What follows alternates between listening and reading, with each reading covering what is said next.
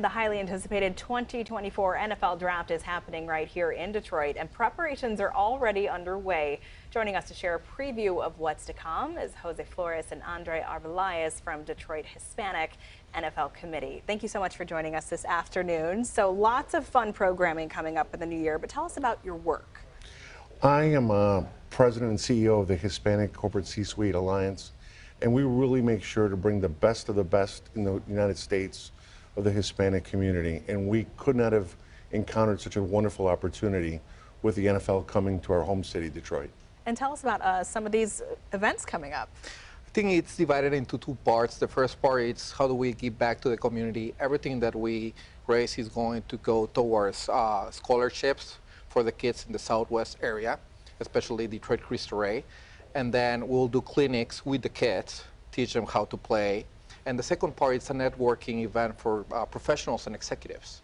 So is this a two-part celebration in April that's happening? Yes, it will precede the actual draft on April 25th, because there will be, the city is expecting some 350,000 plus fans coming into Detroit. So it's going to be Super Bowl +3. Yeah, so tell us a bit about, who you really aim to reach with the programming and what you have in mind when planning these events. I think tapping into the Hispanic community, it's a very smart move. We're at 3.2 trillion GDP, and the Hispanic community are the second most avid fans for the NFL. Wow.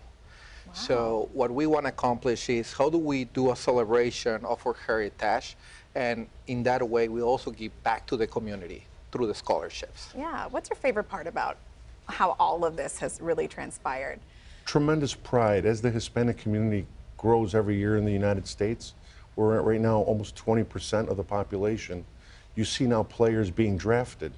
This past year, Christian Gonzalez was drafted by the New England Patriots, and he got on stage and showed his pride with a Colombian flag right during the NFL draft and got a huge appeal. And this is why the NFL has now programs like Por Mi Cultura. They play often in Mexico City. Next year, they just announced they're playing in Sao Paulo, Brazil, and the following year in Madrid, Spain. So it's a movement that can't be stopped. Yeah, and again, remind us how much funding there is for students that these programs will generate. We're trying to hit at least $100,000 in scholarships. That's for bottom. That's fantastic. Well, thank you so much for joining us today, and really looking forward to seeing how it's all going to pan out. This is a big event for Detroit. Thank you so much for being here. Thanks for having us.